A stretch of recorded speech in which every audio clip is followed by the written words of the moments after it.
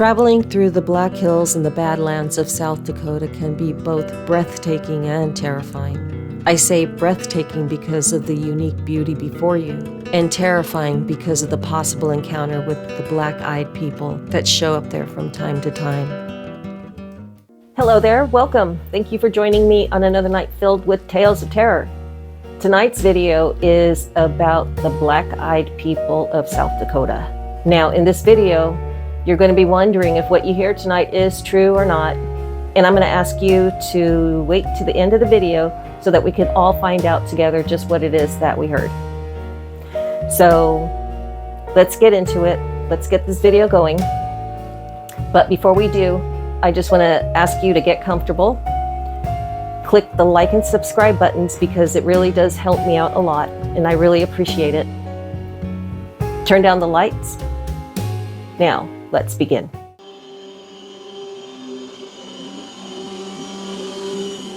While my husband and I were traveling through South Dakota, we thought we'd visit some of the historical sites as well as the sites where my mother and aunts had witnessed several paranormal experiences. I was very excited about this trip. I was hoping to get a feel or a sense of what might still be lingering, or at least stand in the middle of where each occurrence had taken place. My husband, on the other hand, was more of a skeptic, but he figured if it made me happy, then he would be happy. You know the old saying, happy wife, happy life. Wise words to live by, folks. The trip started off beautifully, visiting different locations such as the Black Hills, Mount Rushmore, Sturgis, the Crazy Horse Memorial in progress, Wounded Knee and the Battle of Little Bighorn Monument, and finally, the Badlands is where our story takes place. We had spent the day driving, heading into the Badlands to get some pictures of all its unique beauty. When we arrived, the scenery before us did not disappoint. After some time shooting pics to take home with us, we decided it was time to go. We were both getting hungry and the ride back into town was going to take some time. As we were walking back to our car, my husband asked me if I could feel that. I wasn't sure what he was talking about, and I suddenly got this feeling of fright, which is normal for me as I get scared very easily. But then I did feel it. Our mood had taken a change from light and happy to a feeling of dread. There was no reason for this either, so we took each other's hand and made our way back to our car. As we approached the car, we saw two boys and a girl standing next to it, watching us. My husband, now on edge with a stronger feeling that something was wrong, stepped in front of me as a way to shield me from any sort of danger. He's done that many times before, and since then, I guess that's just what husbands do. Now, there was a creepiness to these kids. As they watched us, I got the feeling that they wanted us to get to them quickly. I felt as if we weren't moving quickly enough for them. I grabbed my husband's arm and asked him to stop for a moment. He stopped, but he didn't take his eyes off those kids. I told him I just need a second to catch my breath. Honestly, I was hoping those kids would get bored and leave, but they didn't. They stood watching and waiting for us. My husband told me that as soon as we get to the car, I was to get in the car immediately while he dealt with these kids. So we got to our car. I didn't want to look at them, so I kept my gaze to the ground. My husband quickly opened my door and shut it just as quickly once I was in. He started walking to the driver's side of the car, and one of the kids spoke up and asked for them to be let into our car. We were both on edge, and I prayed my husband was going to say no, and my prayers were answered. Another of the children spoke up.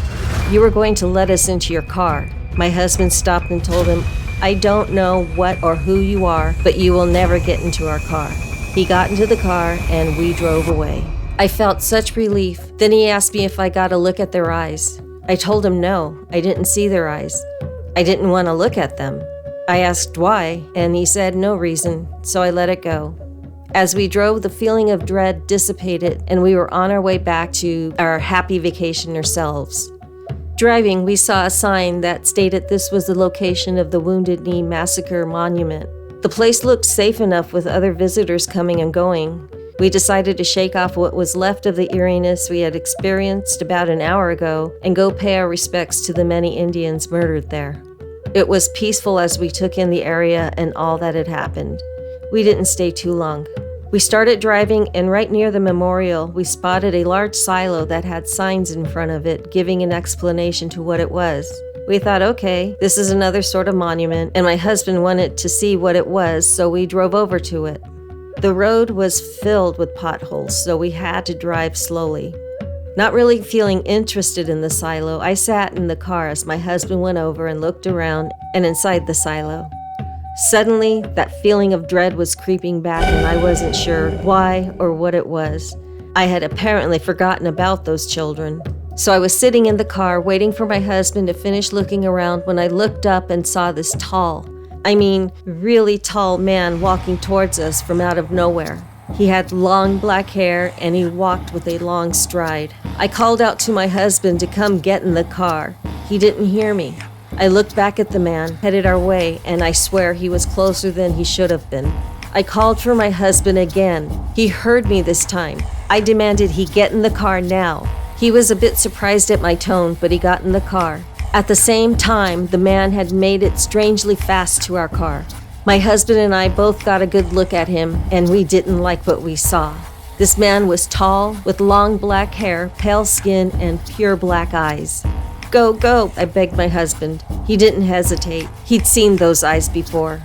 The man walked to the driver's side door and started banging on the window. Let me in. My husband put our car in drive and we took off. Potholes and all, we picked up the speed and got the hell out of there. Back in town, we stopped at a diner to grab some dinner before everything closed up. We were still scared by what we had just encountered, but we saw other cars in the parking lot and decided that we had to eat, and there's safety in numbers. We wouldn't be alone. So before getting out of the car, we both instinctively looked around. The coast was clear. So we hurried out of the car and into the diner. There were a few people inside. Some were sitting at the counter, including a large Indian man. He was wearing a sheriff's uniform. That put us at ease. With lots of tables to choose from, the waitress told us to take a seat wherever we wished. We took a seat next to the window. The waitress brought us water and menus. She looked at me and said, "I'm sorry, dear, but you look like you've seen a ghost. Both of you do." I didn't know whether to be insulted, so what I said was, "We're not sure what we saw, but it wasn't normal." A few people looked over at us, as did the sheriff. The waitress took our order and walked away. The sheriff, to our surprise, was the first one to ask, "So what did you see?" I suddenly felt embarrassed and began second-guessing myself, wondering if it was just my imagination, and I told the sheriff that. My husband, on the other hand, told me that no, it wasn't our imagination. What we saw was real. He went on to tell me in front of everyone that those kids inside the Badlands, they had pure black eyes, too, just like the man we encountered at the silo. My husband went on to tell the sheriff, "I know it sounds crazy and you don't have to believe me, but that's exactly what we saw, and it really scared us." I was so thankful my husband shared our experiences with everyone listening. I was freaked out again, though, just learning that those kids standing next to our car had the same black eyes. I was also grateful that everyone listening didn't do anything to make us feel like we were crazy.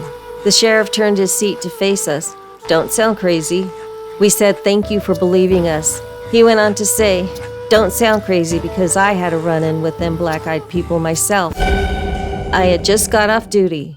Before I headed home, I stopped in here for some supper like I always do. It was a dark and windy night, so I thought a good bowl of beef stew and some biscuits would hit the spot. After dinner, I sat and we had conversation like we're doing now. I enjoy a good conversation.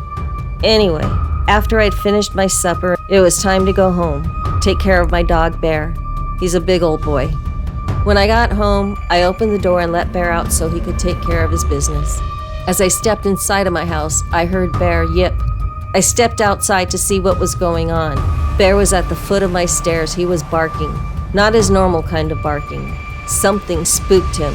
I had to order him twice to get up here and in the house. He was hesitant. I think he wanted to protect me and our house, but I was thinking that at this hour, it had to be wolves or coyotes, and old Bear wouldn't have had a chance against a pack of hungry animals, so I ordered him in.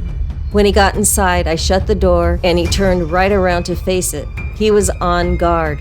I served him up some chow, and he wanted nothing to do with it. He only stood facing the door. After a minute or so, he started to growl. "What on earth are you growling about?" I asked him as I went to the front door. When I opened it, there stood a man at the bottom of my stairs. He was tall with long black hair, pale, and eyes that were black as onyx. "What do you want?" I called out to him. He took a step forward. Well, guess what? 2 other guys just like this dude standing before me walked up out of the shadows. At this point, I was on edge. I still had my gun holstered, but even that couldn't calm my nerves. I told them I have nothing that they'd want and to get out of here. With them pure black eyes, they all looked up at me, staring into my soul, it felt like. Then the one spoke.